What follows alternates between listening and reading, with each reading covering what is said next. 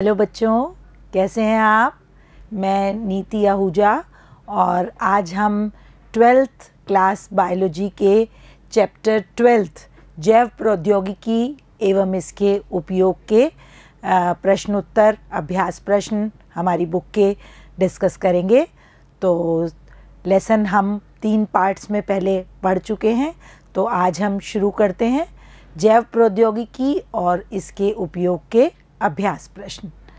तो पहला प्रश्न हमारा मल्टीपल चॉइस वाला है। बीटी आविश के रवे कुछ जीवाणु द्वारा बनाए जाते हैं, लेकिन जीवाणु स्वयं को नहीं मारते। स्वयं को क्यों नहीं मारते, जबकि बीटी आविश जैसा नाम से लग रहा है विष है और ये जो कीट उनको खाते हैं तो कीट मर जाते हैं। तो जिस जीवाणु के अंदर ये बीटी विष बन रहा है वो इससे क्यों नहीं प्रभावित होता और वो इससे क्यों नहीं मरता। तो 4 ऑब्जेक्टिव दे रखे हैं। पहला, जीवाणु आविश के प्रति प्रतिरोधी है। दूसरा, आविश अपरिपक्व है। तीसरा, आविश निष्क्रिय होता है। और चौथा, आविश एक विशेष थैली में मिलता है। तो क्या लगता है बच्चों, कौन सा उत्तर सही होगा? ग उत्तर सही होगा।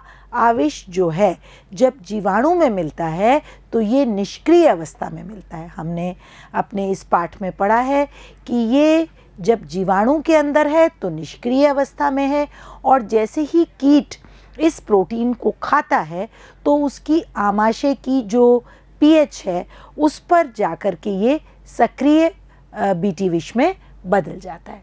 तो ग आविश प्रोटॉक्सिन के रूप में, इसको क्या कहते हैं? प्रोटॉक्सिन। ये इसका क्या है? अक्रिय रूप या निष्क्रिय रूप। तो ये जो क्राई प्रोटीन है ये प्रोटॉक्सिन के अक्रिय रूप में जीवाणु में उत्पन्न होता है, और जब कीट इसका पाचन करता है तो आविश सक्रिय रूप में बदल जाता है। जब तक जीवाणु के भीतर है तो वो प्रोटॉक्सिन उसकी अक्रिय अवस्था या निष्क्रिय अवस्था में पाया जाता है, जो इसलिए जीवाणु को इससे हानि नहीं पहुंचती। और जब कीट उसे खाता है तो वो वहाँ पर उसकी आमाशय आहार नाल में पहुंचकर वो सक्रिय हो जाता है और वो कीट की आहार नाल को छिद्रित कर देता है, जिससे कि कीट की मृत्यु हो जाती है। समझ में आया बच्चों? तो सेकंड प्रश्न हमारा देखते हैं। ये तो 4 उत्तर वाला था, मल्टीपल चॉइस। सेकंड है, पारजीवी जीवाणु क्या है? किसी एक उदाहरण द्वारा इसका सचित्र वर्णन करना है। तो पारजीवी जीवाणु जैसे जीएमओ हमने पढ़े हैं, जेनेटिकली मॉडिफाइड ऑर्गेनिज्म। तो ये ऑर्गेनिज्म क्या है? ये ऑर्गेनिज्म है बैक्टीरिया। यहाँ हम किसकी बात कर रहे हैं? बैक्टीरिया की। तो बैक्टीरिया जो है यहाँ पर जेनेटिकली मॉडिफाइड बैक्टीरियाज काम में लिए जाते हैं। पारजीवी जीवाणु विदेशी जीनों के, बाहरी जीनों के क्लोन रखने वाले जीवाणु या सूक्ष्म जीव हैं।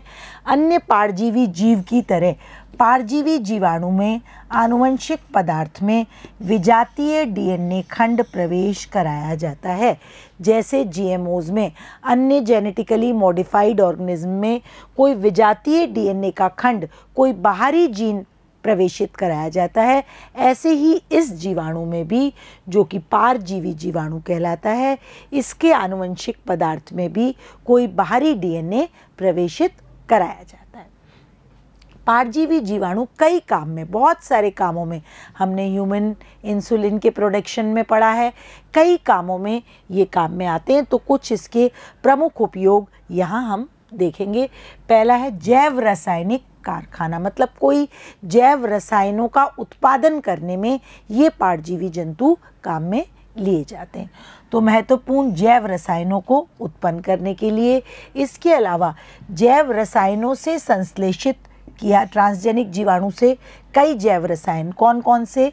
मानव इंसुलिन मैंने आपको बताया, और जो ये मानव इंसुलिन है ये क्या कहलाती है? ह्यूमुलिन, क्योंकि इसमें ह्यूमन का, मानव का ही एक जीन जो कि इंसुलिन कोड करता है उसे इस जीवाणु के साथ समावेशित करके जेनेटिकली मॉडिफाइड जीवाणु बनाया जाता है और उसका क्लोन करके और ह्यूमन इंसुलिन बनाई जाती है।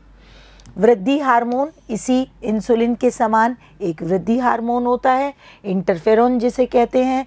प्लाज्मिनोजन ऊतक प्लाज्मिनोजन कारक, एरिथ्रोपोएटिन, जनन हार्मोन, इंटरफेरॉन, इंटरल्यूकियन आदि। तो ये सारी जो चीज़ें हैं ये कुछ उपयोगी जैव रासायनिक पदार्थ हैं जो कि इन परजीवी जीवाणुओं से बनते हैं। सबसे डिटेल में हमने इंसुलिन प्रोडक्शन इस पाठ में पढ़ा है। कुछ आनुवंशिक रूप से रूपांतरित जीवाणु पारंपरिक कार्य करते हैं। पारंपरिक कार्य कौन से हैं? जैसे एल्कोहलिक किण्वन, इसके लिए स्यूडोमोनास पुटिडा जीवाणु जो कि जेनेटिकली मॉडिफाइड है, इसको काम में लिया जाता है जिससे कि अल्कोहल का निर्माण होता है। अब ये तो एक काम हुआ इसका। दूसरा, वातावरणीय सुरक्षा। कुछ सूक्ष्म जीव आनुवंशिक रूप से परिवर्तित होकर प्रदूषित वातावरण की सफाई करने में सहायता करते हैं। तो इसका एक एग्जाम्पल हमने पढ़ा है बच्चों, तेलीय बहाव की सफाई के लिए स्यूडोमोनास पुटिडा, भारी धातु प्रदूषकों की सफाई के लिए और स्यूडोमोनास की जातियां, और डीडीटी के अपघटन के लिए एसिटोबैक्टर एरोजेंस। ये 3 बैक्टीरियाज हैं जो कि सफाई का, वातावरण में सफाई का काम करते हैं। एक तो स्यूडोमोनास पुटिडा, भारी धातु प्रदूषकों के लिए स्यूडोमोनास की अन्य जातियां, और डीडीटी के अपघटन के लिए डीडीटी छिड़का जाता है जिसका अपघटित होना आवश्यक है वरना ये वातावरण में को प्रदूषित करता है। तो इस डीडीटी के अपघटन के लिए एसिटोबैक्टर एरोजेंस परजीवी जीवाणु काम में आता है। अगला है चिकित्सकीय उपयोग। तो जो मानव इंसुलिन है या जो जैव रासायनिक पदार्थ हैं वो ज़्यादातर चिकित्सा के क्षेत्र में ही काम में लिए जाते हैं। तो अब डिटेल में अपन मानव इंसुलिन के बारे में देखेंगे। मानव इंसुलिन किससे बनती है? 2 पॉलीपेप्टाइड श्रृंखलाओं से, एक ए और एक बी। पेप्टाइड कोड करने वाली इस 2 जीन्स को वाहक द्वारा इस जीवाणु में प्रविष्ट करा के ट्रांसजेनिक इकोलाई बनाए गए हैं। तो ट्रांसजेनिक इकोलाई कैसे बनाए गए हैं? पेप्टाइड ए और पेप्टाइड बी को कोडित करने वाली जीन को इस इकोलाई जीवाणु के अंदर डाल करके और ट्रांसजेनिक इकोलाई बनाए जाते हैं जिनका उपयोग मधुमेह की चिकित्सा में और इंसुलिन निर्माण में। मधुमेह के लिए क्या काम में लिया जाता है? इंसुलिन। इंसुलिन अगर अग्नाशय कोशिकाएं कम मात्रा में सिक्रीट करती हैं तो उसको इंसुलिन जो है वो कृत्रिम रूप से इंजेक्शन के द्वारा दी जाती है। अब अगला प्रश्न, तो ये तो हमने पढ़े परजीवी जीवाणुओं के उपयोग। अब अगला प्रश्न है आनुवंशिक रूपांतरित फसलों के उत्पादन से लाभ और हानि। इनका हमें तुलनात्मक वर्णन करना है।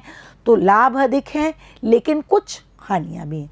तो यहाँ हम देखते हैं बच्चों कि ये जो फसलें जिनसे कि हमें ज़्यादा पैदावार प्राप्त हो रही है, जो कीट रोधक हैं, जिनका पोषक मान बढ़ गया है, किस कारण? क्योंकि ये आनुवंशिक रूपांतरित हैं, जेनेटिकली मॉडिफाइड फसलें हैं जो कि ट्रांसजेनिक फसलें भी कहलाती हैं। तो यहाँ पर क्या क्या लाभ हैं? पहले हम हर चीज़ के फायदे देखते हैं। तो लाभ, पहला उच्च उत्पादन। तो इससे क्या होता है? फसली पौधों का जो उत्पादन है उसमें तीव्रता से वृद्धि हुई है, इसलिए अत्यधिक उच्च उत्पादन। ये जो ट्रांसजेनिक फसली पादप हैं इससे उत्पादन क्षमता में बहुत अधिक वृद्धि हुई है। तो ये एक पहला फायदा है। पोषणात्मक मान, जैसे मैंने आपको बताया था, चावल में, गाजर में विटामिन्स, प्रोटीन्स की मात्रा बढ़ाई जाती है। किस तरह से? इस ट्रांसजेनिक फसलों को डेवलप करके। तो विटामिन ए से भरपूर चावल और प्रोटीन से भरपूर आलू आनुवंशिक अभियांत्रिकी के द्वारा विकसित किए गए हैं जिससे कि उनका पोषक मान जो है वो बढ़ जाता है। तीसरा फायदा है प्रतिकूल परिस्थितियाँ। तो जो ये ट्रांसजेनिक फसलें होती हैं ये सहिष्णु, अधिक सहिष्णु, वातावरण के अजैविक कारकों के प्रति ज़्यादा सहनशील या ज़्यादा सहिष्णु होती हैं। पौधे सूखे, अत्यधिक ठंड, अत्यधिक ताप, भारी धातु की विषाक्तता और लवणीय परिस्थितियों को सहन कर सकते हैं। इसके अलावा एक हम पीएच भी देख सकते हैं, हाई पीएच रेंज को भी ये सहन कर सकते हैं। अगला है रोग से प्रतिरोधकता। तो मुख्यतः जो ट्रांसजेनिक प्लांट्स हैं उनको रोगों का संक्रमण भी नहीं हो पाता क्योंकि वो रोग से प्रतिरोधक होते हैं। तंबाकू जैसे हमने पढ़ा, विषाणु वायरस बहुत सारी फसलों में रोग उत्पन्न करते हैं जिससे कि फसलों की पैदावार बहुत घट जाती है, 20 से 30% तक घट जाती। तो इन वायरस जनित रोगों से बचाव के लिए तंबाकू, आलू, टमाटर, बैंगन, चावल, इनमें इनकी विषाणु की प्रतिरोधकता डाली गई। मैंने बताया था बच्चों क्या किया था उसके लिए, विषाणु का जो प्रोटीन चोल है उसका जीन निकाल करके इनके अंदर डाल दिया गया। तो जितने भी वायरस आगे उसको अटैक करते हैं तो वो उससे प्रतिरोधकता, वायरस से प्रति प्रतिरोधकता इन पौधों में उत्पन्न हो जाती है। बेसिलस thuringiensis हमने पढ़ा है, क्या पाया जाता है इसमें, क्राई प्रोटीन। इस जीन में को बीटी कॉटन व बीटी कॉर्न में डाला जाता है।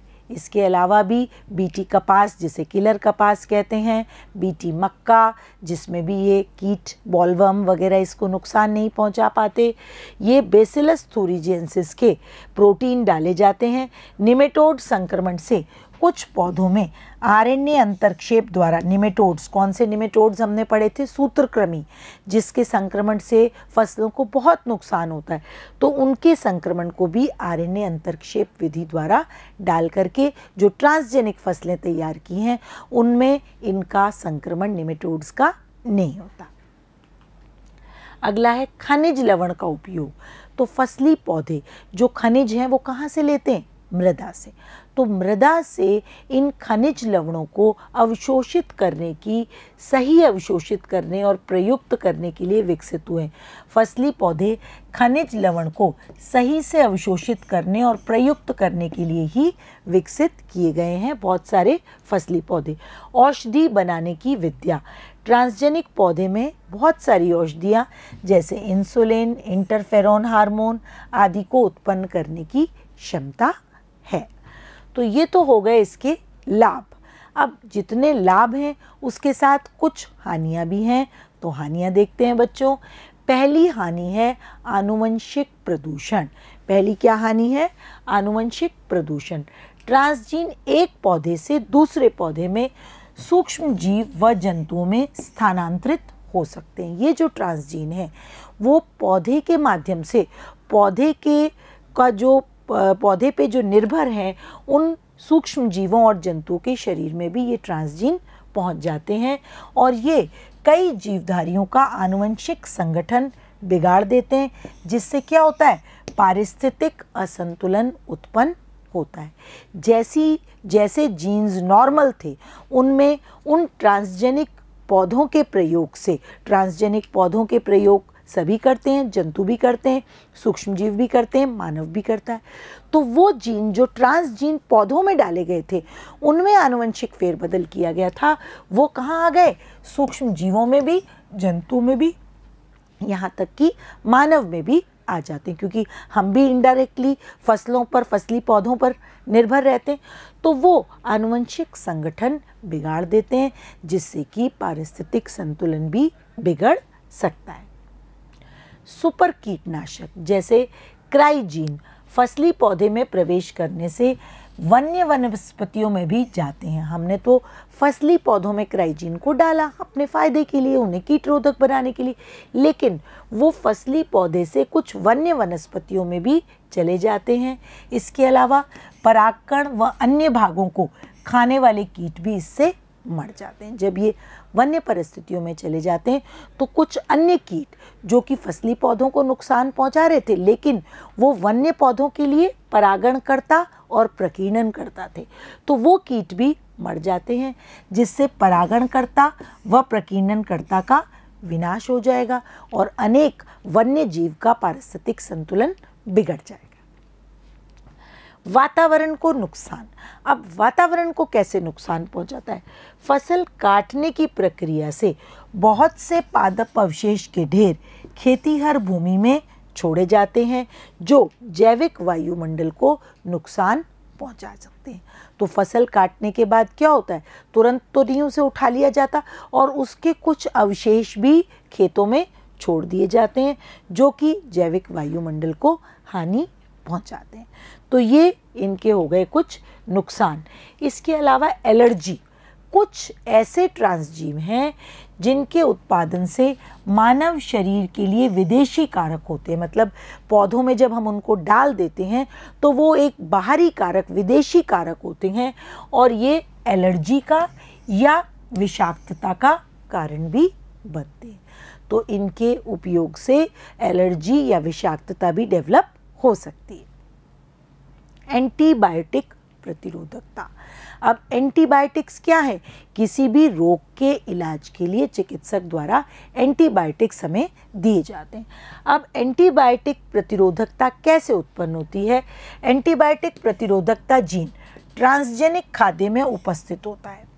अब जो एंटीबायोटिक प्रतिरोधकता जीन, अगर ट्रांसजेनिक फसलें हम अपने भोजन के रूप में ले रहे हैं तो उसमें एंटीबायोटिक प्रतिरोधी जीन मौजूद है। अब मानव आंत्र में उपस्थित जीवाणु द्वारा इसको प्राप्त कर लिया जाता है और यही रोग जनकों को स्थानांतरित हो सकता है। तो जब ये जीवाणु द्वारा मानव की आंत में जो जीवाणु होते हैं उनसे प्राप्त कर लिया जाता है तो यही रोग जनकों को स्थानांतरित हो जाता है और ये रोगजनक बन जाता है। तो ये नुकसान हो गया एंटीबायोटिक प्रतिरोधकता। तो अगर 6 लाभ हैं तो 5 हानियां भी हैं। तो हम अपने लाभ के लिए ये कार्य कर तो रहे हैं, लेकिन इससे प्रकृति को, पारिस्थितिक संतुलन को कुछ नुकसान अवश्य पहुंच रहा है। मानव की हेल्थ पर भी कुछ नुकसान पहुंच रहा है, वन्य पर्यावरण को भी कुछ नुकसान पहुंच रहा है। क्राई प्रोटीन्स क्या हैं? बहुत डिटेल में हमने इस पाठ में क्राई प्रोटीन्स के बारे में पढ़ा है। उस जीव का नाम बताओ जो इसे पैदा करता है। मनुष्य इस प्रोटीन को अपने फायदे के लिए कैसे उपयोग में लाता है। तो यहाँ हम एक बार फिर से डिटेल में ये पढ़ेंगे, आपका रिवीजन भी हो जाएगा। क्राई प्रोटीन क्या है? क्राई प्रोटीन विषैली प्रोटीन का एक समूह है जो विभिन्न प्रकार के कीटों के प्रति अत्यधिक विषैली होती है। तंबाकू की कली का कृमि, आर्मी कृमि, लेपिडोप्टेरन्स, गुबरैल, कोलियोप्टेरन्स, मक्खियाँ और मच्छर जो कि डिप्टेरन्स। तो ये क्या हैं? ये ऑर्डर हैं कीटों के और इसमें बहुत सारे कीट आते हैं। ये कीटों के आर्थ्रोपोड्स के ही ऑर्डर्स हैं।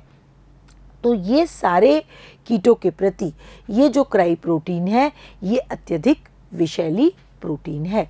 क्राई प्रोटीन उत्पन्न करने वाला जीव कौन सा है? बेसिलस थूरिजिएंसिस। बेसिलस थूरिजिएंसिस का बी है, थूरिजिएंसिस का टी है, इसलिए इसको बीटी विष भी कहते हैं। B for bacillus, T for thuringiensis, BT होता है। अब इसको उत्पन्न कौन कर रहा है? एक जीवाणु जिसका नाम है बेसिलस थूरिजिएंसिस।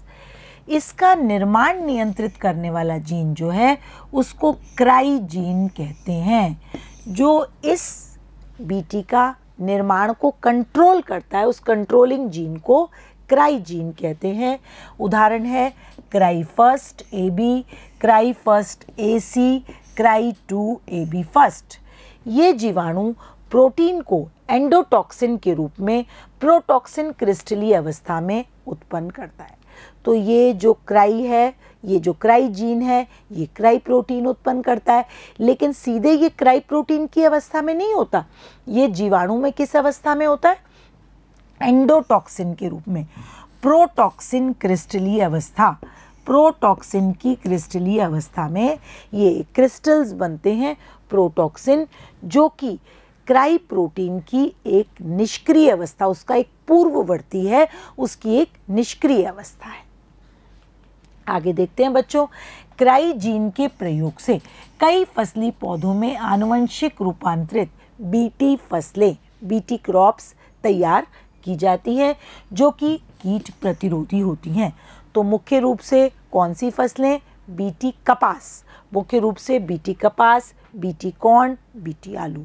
तो इन सभी में ये ट्रांसजीन इस बेसिलस थूरिजिएंसिस जीवाणु की मदद से प्रवेशित करा करके और ये ट्रांसजेनिक फसलें प्राप्त की जाती हैं जो कि बहुत सारे कीटों के प्रति रोग प्रतिरोधकता प्रदर्शित करती हैं, लेकिन जीवाणु को नुकसान नहीं पहुंचाती, क्योंकि जीवाणु में ये एक असक्रिय या निष्क्रिय अवस्था में उपस्थित होती है। इसके परिणाम स्वरूप ये फसलें बॉल कृमियों के लिए प्रतिरोधक बन जाती हैं। तो बॉल कृमि एक वास्ट, सभी कीटों को एक मुख्य नाम दे दिया गया है बॉल कृमि। इसके अंतर्गत सारे लेपिडोप्टेरन्स, डिप्टेरन्स, ये सब कीट आ जाते हैं। तो कौन कौन से पौधे? बीटी कपास, बीटी कॉर्न, बीटी आलू, ये जो हैं ये क्या कहलाती हैं? बीटी फसलें, जिनके अंदर बीटी जीन का समावेश हो गया है, जिसके अंदर क्राई प्रोटीन डेवलप हो गया है, वो फसलें बीटी फसलें कहलाती हैं। और कॉर्न की, कपास की और आलू की ऐसी किस्में विकसित हो चुकी हैं जो कि कीटों के प्रति प्रतिरोधकता दर्शाती। समझ में आया बच्चों? आगे चलते हैं। प्रश्न नंबर 5, जीन चिकित्सा क्या है? जीन थेरेपी भी कहते हैं इसे। एडिनोसिन डीएमिनेज की कमी का उदाहरण देते हुए सचित्र वर्णन कीजिए। तो मैंने आपको बताया था एडिनोसिन डीएमिनेज ADA की कमी से सबसे पहले एक 4 वर्षीय बच्ची का इलाज इस चिकित्सा की मदद से किया गया। तो इसको अपन डिटेल में यहाँ देखेंगे। प्रमुख रूप से आनुवंशिक रोगों की उपचार सामान्य कार्यशील जीन की रोगी की कोशिकाओं में प्रविष्ट कराना जीन चिकित्सा कहलाता है। आनुवंशिक रोगों का उपचार इसके द्वारा किया जाता है और एक सामान्य कार्यशील जीन को उस रोगी की कोशिकाओं में प्रवेश कराना जीन चिकित्सा या जीन थेरेपी कहलाता है।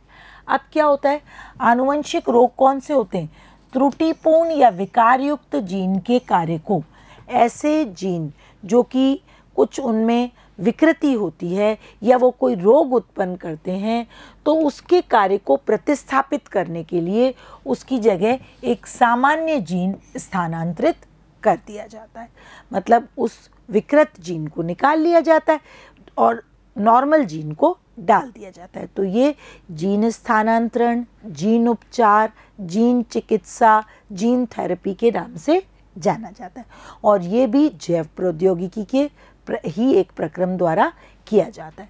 अब एडिनोसिन डीएमिनेज एंजाइम, जिसे ADA भी कहते हैं, इसकी कमी इस एंजाइम को कोड करने वाले जीन के विलोपन से, यानी जिसमें ये रोग होता है उसमें एक पर्टिकुलर जीन नहीं पाया जाता जो इसको बनाने वाला एंजाइम है, वो नहीं बनता, तो ये नहीं बन पाता। इस एंजाइम को कोड करने वाली जीन के विलोपन से मतलब वो जीन मौजूद ही नहीं होता। अगर बच्चा पैदा हुआ है, अगर ये जेनेटिकली उसमें मौजूद है कि वो जीन नहीं है, तो उस बच्चे में ये रोग ADA की कमी से अवश्य होगा। और इस रोग को क्या कहते हैं? इससे होने वाले रोग को SCID, severe combined immuno deficiency, प्रतिरक्षा तंत्र का एक रोग है। बहुत ही घातक है क्योंकि ये शरीर के प्रतिरक्षा तंत्र को बहुत नॉर्मल कार्य नहीं कर पाता, वो कमज़ोर हो जाता है और बच्चा रोग से संक्रमित हो जाता है। रोग का उपचार हार्मोन प्रतिस्थापन चिकित्सा के अतिरिक्त, एक तो उपचार टेम्परेरी उपचार होता है, ये हार्मोन उसको दिया जाता है। दूसरा है जीन थेरेपी, जो मुख्य है, जो कि आनुवंशिक अभियांत्रिकी की देन है। ये परमानेंट है। अगर जीन हो जाएगा, वो एंजाइम उत्पन्न करने वाला जीन अगर उस बच्चे के शरीर में आ जाएगा तो वो एंजाइम उत्पन्न होने लग जाएगा और वो रोग नहीं होगा। लेकिन इस जीन को कैसे प्रतिस्थापित किया जाए, ये कार्य किया जाता है। हार्मोन प्रतिस्थापन चिकित्सा एक टेम्परेरी इलाज है कि जब तक वो हार्मोन प्रतिस्थापित किया जाएगा तब तक वो ठीक रहेगा। इस विधि में रोगी के रक्त से प्राप्त की गई लिम्फोसाइट कोशिकाओं को शरीर के बाहर संवर्धित किया जाता है। पहले प्रतिरोधकता कौन करती हैं? लिम्फोसाइट्स। तो इन लिम्फोसाइट्स की कोशिकाओं को शरीर के बाहर संवर्धित करते हैं। इन कोशिकाओं में सामान्य ADA को कोडित करने वाले cDNA को एक रिट्रोवायरस वाहक की मदद से स्थापित कर दिया जाता है। तो क्या है, cDNA क्या है, जो ADA को कोडित कर रहा था, उस DNA को एक वाहक लिया जिसे कि पश्च विषाणु या रेट्रोवायरस कहते हैं, उसकी मदद से किसमें स्थापित कर दिया, इन कोशिकाओं में। इन सुधारी गई कोशिकाओं को, कौन सी, जो लिम्फोसाइट्स की कोशिकाएं बाहर निकाली गई थी, उनमें cDNA को एक वाहक की मदद से डाल दिया गया। अब इन सुधारी गई कोशिकाओं को फिर से रोगी के शरीर में प्रविष्ट करा दिया जाता है।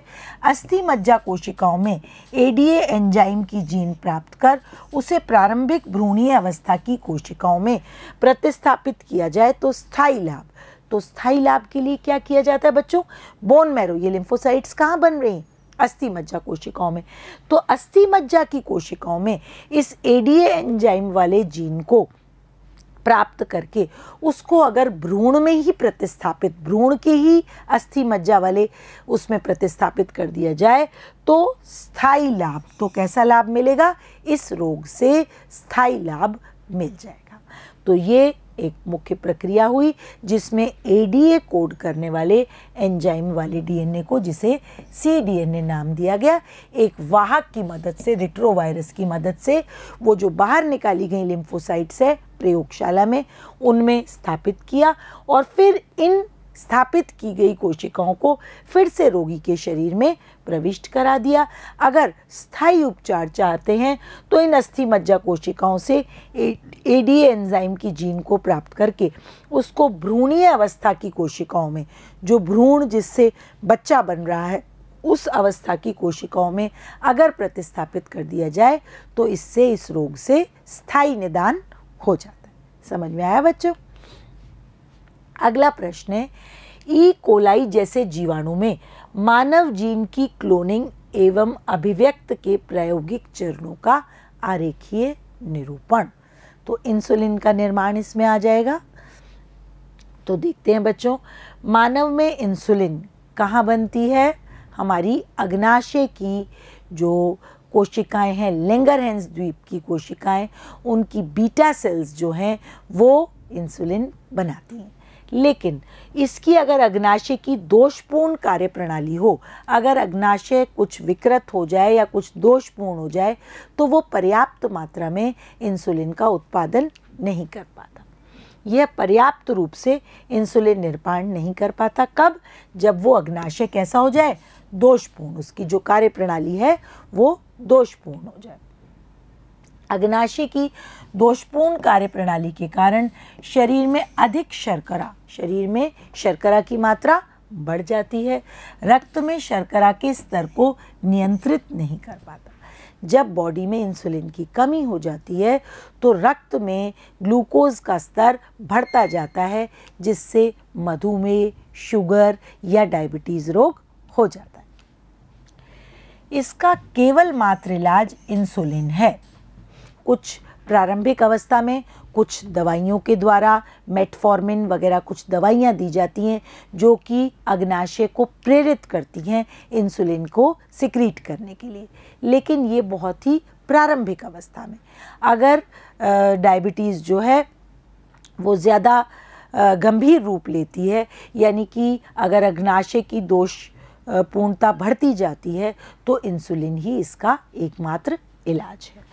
अब मधुमेह रोगियों के उपचार में लाया जाने वाला इंसुलिन पहले जानवरों से प्राप्त किया जाता था, सूअरों को मारकर या गाय या सूअर के अग्नाशय से इंसुलिन को निकाला जाता था और उसको मानव में इंजेक्शन के द्वारा डाला जाता था। लेकिन उससे दो नुकसान थे, ये महंगा पड़ता था क्योंकि इसके लिए कई जानवरों को मारना पड़ता था। 100 ग्राम इंसुलिन प्राप्त करने के लिए उसके लिए 800 से 1000 ग्राम अग्नाशय की आवश्यकता होती थी। तो एक तो ये कॉस्टली था, दूसरा इससे क्योंकि ये जंतुओं से निर्मित था, जंतु के शरीर से निकाला गया था, तो मानव में जो मधुमेह के रोगी हैं उनमें कई एलर्जी और कई और विकार, प्रोटीन के प्रति और कोई अनुक्रिया भी प्रदर्शित होती थी। कुछ रोगियों में प्रत्युर्जा, एलर्जी और बाह्य प्रोटीन के प्रति दूसरी तरह की प्रतिक्रिया होने लगती थी। मतलब वो शुगर लेवल तो ठीक करता था, लेकिन अन्य इसमें कुछ एलर्जी या और कुछ प्रोटीन प्रतिक्रिया भी होने लगती थी। अब इंसुलिन क्या है, मैंने आपको बताया था इंसुलिन ए और बी दो पेप्टाइड श्रृंखलाओं के डाइसल्फाइड बंध के जुड़ने से बनता है। श्रृंखला ए और श्रृंखला बी, इस दोनों श्रृंखलाएं आपस में किससे जुड़ी हैं? डाइसल्फाइड बंध से जुड़ी रहती हैं। मानव सहित स्तनधारियों में इंसुलिन प्राक हार्मोन संश्लेषित होता है। मतलब इंसुलिन जो है वो एज इट इज़ इंसुलिन के रूप में नहीं होकर एक प्राक हार्मोन या प्रो इंसुलिन के रूप में संश्लेषित होता है। प्राक एंजाइम के जैसे प्राक हार्मोन को भी पूर्ण परिपक्व व क्रियाशील हार्मोन बनने से पूर्व संसाधित होने की आवश्यकता होती है। तो इंसुलिन में जो प्राक इंसुलिन है उसमें ए, बी और सी तीन श्रृंखला मिलती हैं। किसमें? ए श्रृंखला, बी श्रृंखला, सी श्रृंखला, ये तीनों किसमें मिलती है? प्राक इंसुलिन में तीन श्रृंखलाएं मिलती हैं। और सी श्रृंखला अलग हो जाती है जब ये संसाधित होकर पूर्ण सक्रिय इंसुलिन में, ये जो इंसुलिन में बदलता है, तो इसमें केवल दो ही श्रृंखलाएं रह जाती हैं। ये जो तीसरी श्रृंखला है ये केवल प्राक इंसुलिन में पाई जाती है और ये पृथक कर दी जाती है जब प्राक इंसुलिन से इंसुलिन बनता है।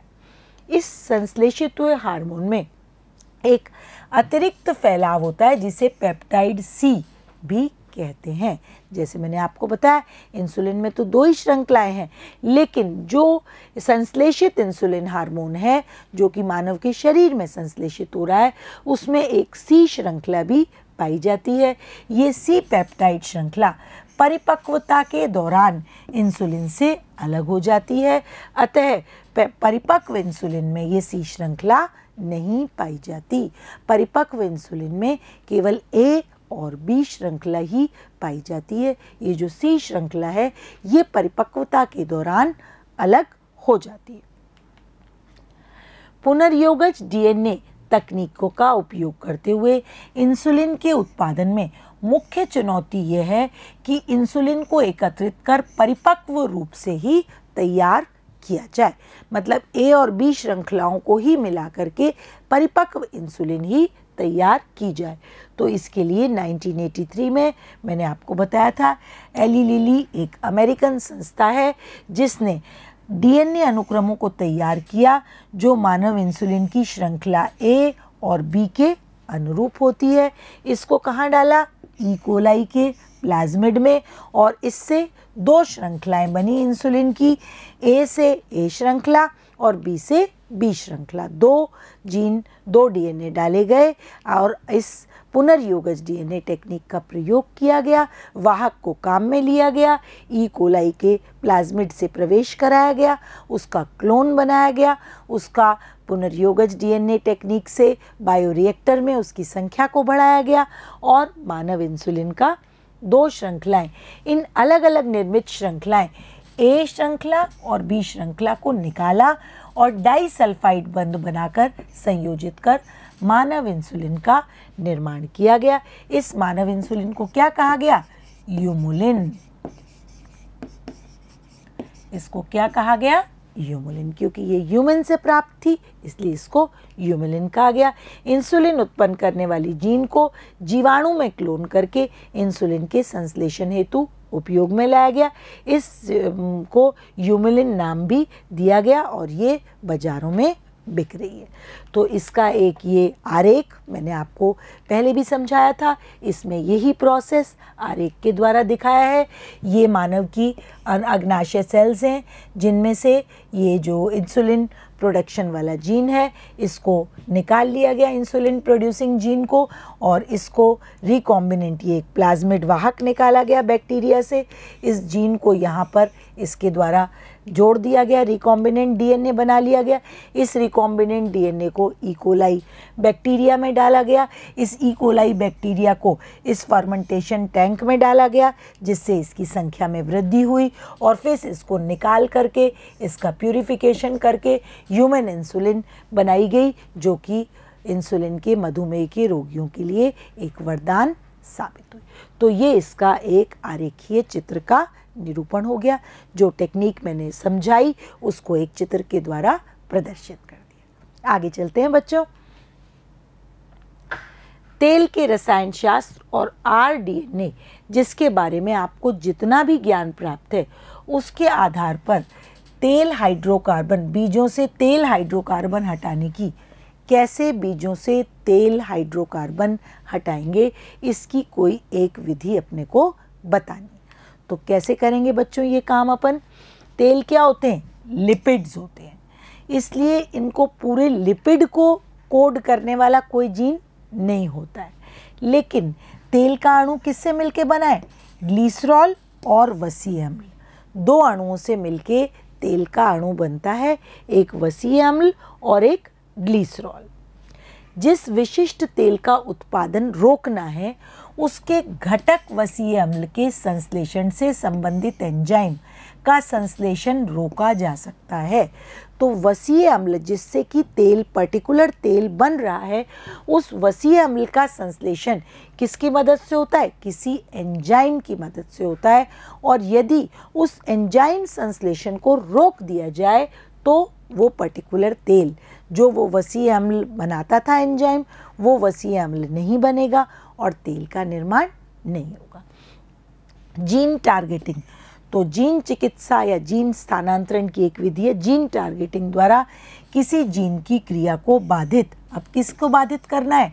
इस एंजाइम की क्रिया को बाधित करना है, तो उस एंजाइम को बनाने वाले जीन को हटा दिया जाता है या प्रतिस्थापित कर दिया जाता है जीन उपचार के द्वारा। इसे जीन टारगेटिंग कहा जाता है।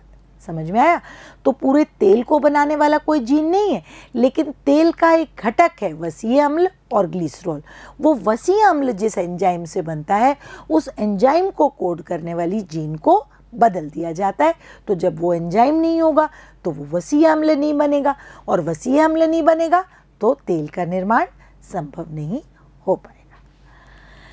अगला प्रश्न देखते हैं बच्चों। इंटरनेट से पता लगाओ कि गोल्डन राइस के बारे में मैंने आपको बताया था, अधिक पौष्टिक मान वाला होता है। इसमें विटामिन ए की मात्रा ज़्यादा होती है, पीला होता है, इसलिए इसे गोल्डन राइस। तो गोल्डन राइस के बारे में कुछ जानकारी मैं यहाँ आपको उपलब्ध करा रही हूँ। सुनहरा चावल या गोल्डन राइस किससे बना है? जेनेटिक इंजीनियरिंग की मदद से बनाई गई चावल की एक किस्म है। इस किस्म को इस प्रकार डिज़ाइन किया गया है कि इसमें बीटा कैरोटीन जो कि विटामिन ए का पूर्ववर्ती है, इसकी मात्रा ज़्यादा होती है। तो इसको कैसे बनाया जाता है कि बीटा कैरोटीन वाला जीन जो है वो इस चावल में डाल दिया गया है, और बीटा कैरोटीन किसका पूर्ववर्ती है? विटामिन ए का। क्या बनाता है? विटामिन ए, जो हमारे लिए बहुत उपयोगी है। हमारी आँखों के लिए विशेषकर विटामिन ए बहुत उपयोगी है। बीटा कैरोटीन की उपस्थिति के कारण ये पीला या सुनहरा, इसका रंग भी, चावल वैसे कैसे होता है? वाइट कलर का होता है, लेकिन इसका रंग कुछ येलोइश, पीलापन लिए हुए होता है। किसके कारण? Beta carotene. जिन सब्जियों में भी बीटा कैरोटीन पाया जाता है उनका रंग भी पीला होता है, जैसे कद्दू इसका एक अच्छा एग्जाम्पल है। विटामिन ए की कमी अंधता का एक बड़ा कारण है, ब्लाइंडनेस। अगर भोजन में विटामिन ए की कमी हो तो आँखों से संबंधित, नेत्र संबंधित विकार हो जाते हैं, यहाँ तक कि अंधता भी इससे हो सकती है। सन 2005 में एक नया गोल्डन राइस बनाया गया जिसमें मूल गोल्डन राइस की तुलना में 23 गुना अधिक बीटा कैरोटीन था, तो विटामिन ए की मात्रा भी उतनी ज़्यादा अधिक उसमें पाई जाएगी। तो समझ में आया बच्चों? गोल्डन राइस अधिक पौष्टिक माना जाता है क्योंकि, और पीले रंग का होता है और आनुवंशिक अभियांत्रिकी द्वारा उत्पन्न किया जाता है। इसमें बीटा कैरोटीन डाला जाता है जिसके कारण इसका पीला रंग होता है, और बीटा कैरोटीन विटामिन ए के निर्माण में एक पूर्ववर्ती है। इसके द्वारा विटामिन ए की उत्पत्ति होती है, इसलिए इस गोल्डन राइस में विटामिन ए की मात्रा बहुत ज़्यादा पाई जाती है, इसलिए ये अधिक पौष्टिक चावल कहा जाता है। आया समझ में बच्चों? आगे देखते हैं, क्या हमारे रक्त में प्रोटीएजेज और न्यूक्लिएजेज हैं? तो ब्लड में प्रोटीएजेज और न्यूक्लिएजेज एज इट इज़ तो नहीं होते, लेकिन कुछ निष्क्रिय अवस्थाओं में या इनकी कुछ पूर्ववर्ती अवस्थाएं ब्लड में पाई जाती हैं। देखते हैं बच्चों, एक तो रक्त सक्रिय प्रोटीएजेस व न्यूक्लिएजेस वाला नहीं हो सकता। सक्रिय, क्या वर्ड आया यहाँ? सक्रिय। सक्रिय प्रोटीएजेस और न्यूक्लिएजेस वाला रक्त नहीं हो सकता। क्यों? क्योंकि ये रक्त कोशिकाओं और रक्त वाहिनियों को घेरने वाली कोशिकाओं का विघटन इनके द्वारा हो सकता है, इसलिए ये सक्रिय न्यूक्लिएजेस और प्रोटीएजेस वाला नहीं हो सकता। मानव रक्त में कुछ प्रोटीएजेस असक्रिय कैसे रूप में पाए जाते हैं?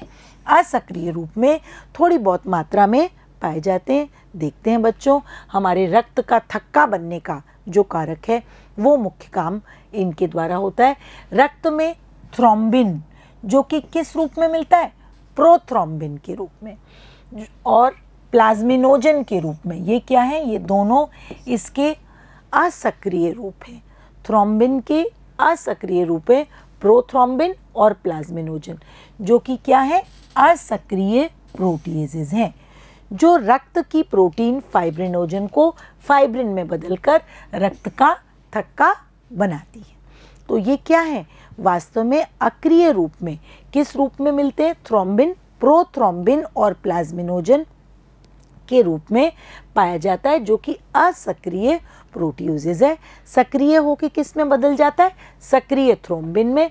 और थ्रोम्बिन क्या करता है? जो कि रक्त की प्रोटीन फाइब्रिनोजन को फाइब्रिन में बदलकर रक्त का थक्का बनाने में मदद करता है। रक्त का थक्का बनाने में एक और कोगुलेशन फैक्टर 12 काम में लिया जाता है, जो भी एक प्रकार का प्रोटीएजेस है। इसके अलावा रक्त में बहुत कम मात्रा में न्यूक्लिएजेस भी उपस्थित होते हैं, जैसे डीएनएज और डीएनएज 11, जो कि डीएनए का विघटन करते हैं, लेकिन बहुत ही कम मात्रा में। समझ में आया बच्चों? आगे देखते हैं। हमारा 10वां प्रश्न है, जिसकी जानकारी हमें इंटरनेट से उपलब्ध करनी है। इंटरनेट से पता लगाओ कि मुख्य सक्रिय औषध प्रोटीन को किस प्रकार बनाएंगे, इस कार्य में क्या समस्याएं आएंगी, इसको हमें अध्ययन करना है। तो हम देखते हैं, इंसुलिन जैसी औषधि रासायनिक रूप से क्या है? प्रोटीन है। इंसुलिन क्या है? प्रोटीन है।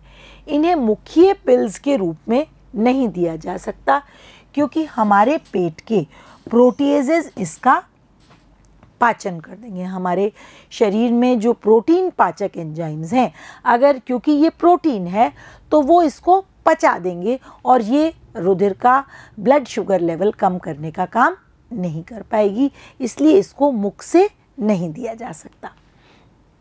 ये इसी रूप में शरीर में अवशोषित हो सकती है, क्योंकि प्रोटीन आंतरिक एपिथेलियम के लिए बड़े अणु हैं।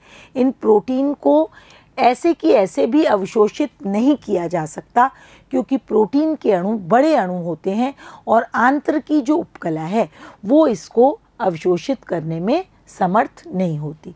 इसलिए इंसुलिन को डर्मल इंजेक्शन के रूप में ही लेना होता है, ताकि डर्मल इंजेक्शन के रूप में इसको लिया जाता है तो वो हमारे पाचन तंत्र में प्रवेश नहीं करती है। प्रोटीन औषधि को मुख्य रूप से लेने में क्या ध्यान देना होगा? अगर डायरेक्ट प्रोटीन ले लिया तो प्रोटीएजेस एंजाइम उसका पाचन कर देंगे। तो इसके लिए क्या चीज़ें, 2-3 चीज़ें हैं जो ध्यान में रखनी है। इसे एंजाइम से, कौन से एंजाइम से? प्रोटीन पाचक एंजाइम से बचाया जाए।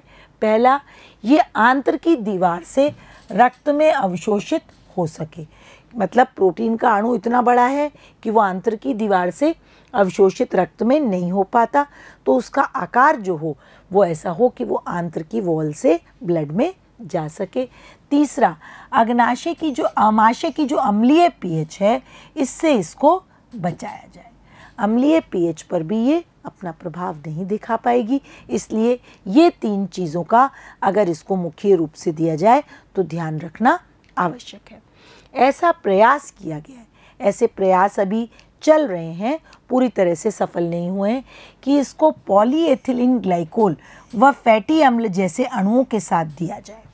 किन किन के साथ? Polyethylene glycol, polyethylene glycol PEG और फैटी एसिड्स के अणुओं के साथ दिया जाए, जो इस पर एक सुरक्षात्मक आवरण बना लेंगे, जिससे अम्ल और एंजाइम के प्रभाव से ये बच जाए और अवशोषित भी हो जाए।